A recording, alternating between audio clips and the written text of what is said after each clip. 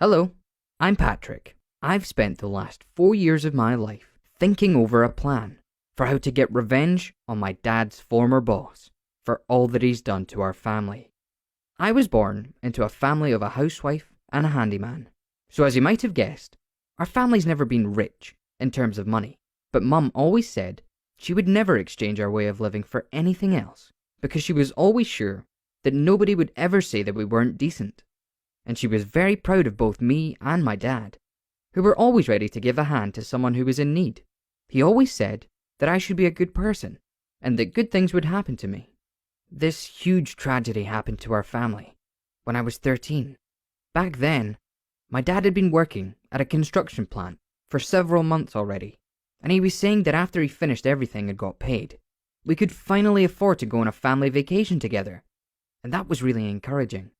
But one day, when I was doing my homework, sitting in the kitchen, and Mum was cooking and helping me with some stuff, we got a call on our landline.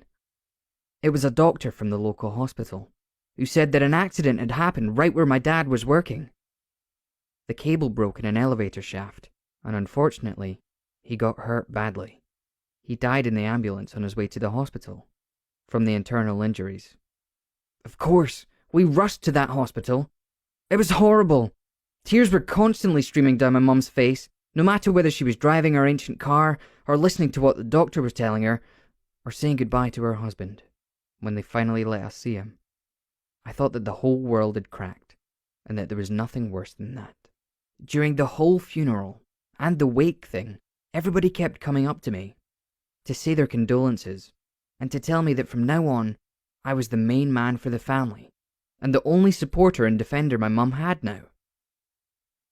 Yeah, I sort of already was aware of that.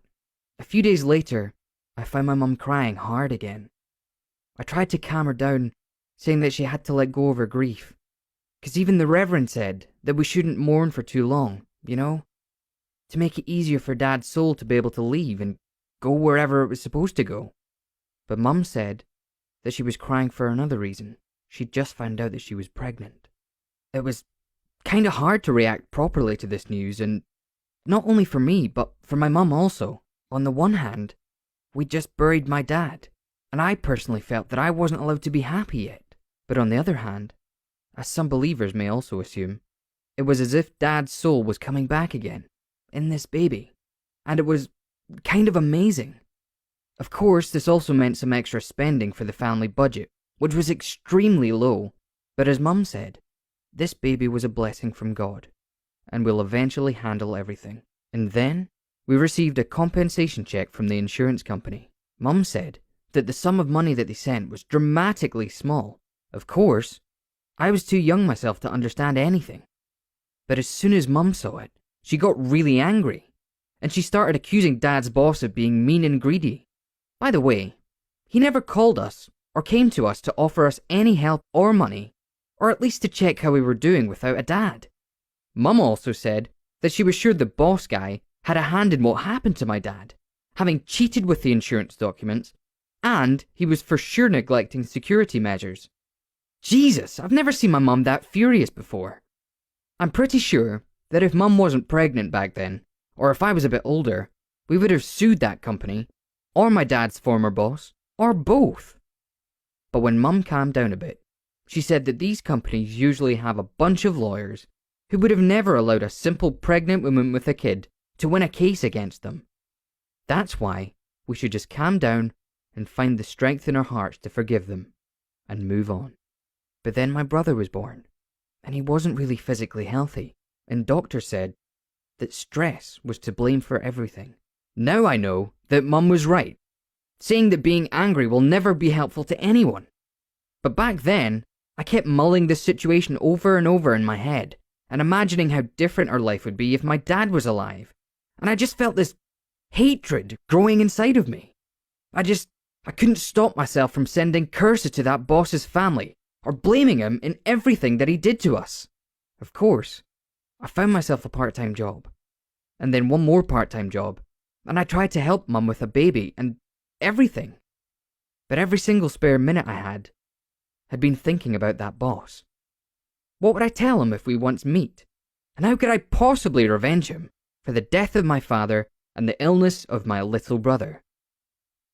I never told Mum how angry I was, because I knew that would make her upset, and be sure that if she'd ever known about my revenge thoughts, she'd no longer be that much proud of me.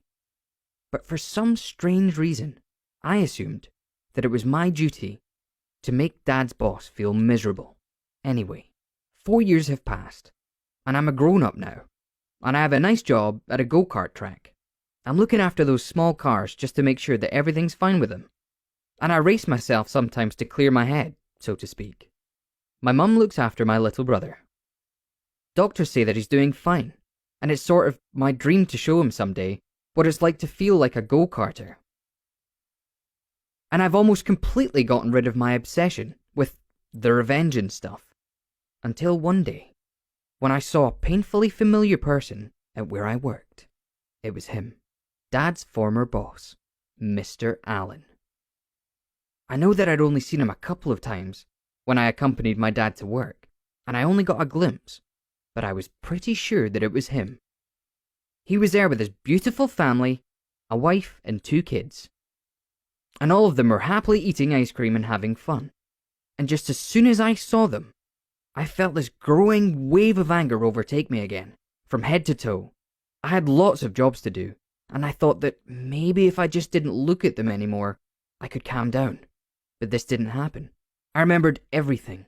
My dad, his funeral and wake, that worthless check from the company, and I was so emotional that a couple of tears ran down my face. I didn't tell Mum that I saw him at my work. When later that day, she asked how I was doing. I just thought that it might have been a coincidence that his family decided to spend some time right at the track where I worked. But the next day, they came again. And then again.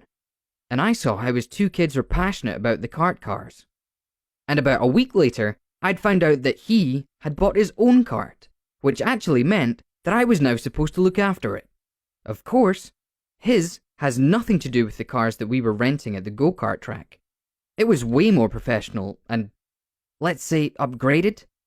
It had a gearbox and a more powerful engine, and overall it was pretty awesome, and I'd be really happy to work with it. But given the circumstances, at first I tried to ask somebody else to get it prepared for a ride. But then, my boss said that the owner of this kart was willing to pay huge tips to the guy who would look after it. And I desperately needed extra money for another of my brother's treatments, so I couldn't just refuse the job. And one day, it happened. Mr. Allen came up to me and started with this small talk.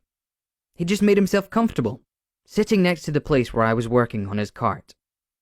I started asking how I liked it and what I was doing with it, and started telling me some of the stuff about how he found the seller and purchased it and other things like that. I tried to be polite and answered all of his questions, but the only thing I was thinking about was how I should resist taking something really hard and hitting him. I suddenly thought, why don't I just make a few readjustments in his kart to make an accident happen so that his son would get seriously hurt? I was already experienced enough, and I was sure I could hurt him and play everything off so that it would look like himself who just failed to control the car properly. And since I understood that Mr. Allen had no clue who I actually was, I could really take my revenge and get off scot-free.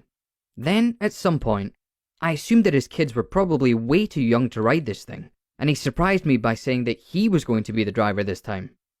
He suddenly sighed, really heavily, and said that he was going to die soon anyway.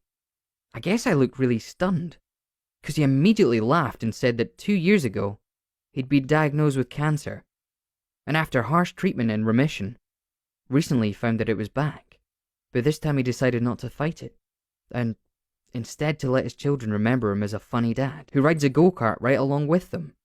And then, he patted me on my shoulder, handed me $50 and told me that for some strange reason, he just decided to give it to me, just like that, and walked away. And I just stood there for a little while, still holding the pliers in my hand. I thought, what if he hadn't just confessed that to me, and I did something really wrong? How could I leave my life having committed a crime? And now I found out that the man who I'd been blaming all these years for the death of my dad has suffered a lot, and now was going to die soon himself. Maybe this will sound awful, but it seemed to me that justice has been served here. 2 months later, I heard that Mr. Allen had died in a hospital ward. I never told my mum about my revenge plan. She was too naive and pious to understand my feelings, and she'd probably stop being proud of me for my thoughts. Although, I guess she would probably like the part with divine disposal, when Mr. Allen, for no reason, decided to tell me about his health condition, thereby preventing me from that sin. Did you like my story? Then you know what you should click on, and if you ever wanted to get revenge on somebody, share it in the comments, whether you were successful at it or not. Bye!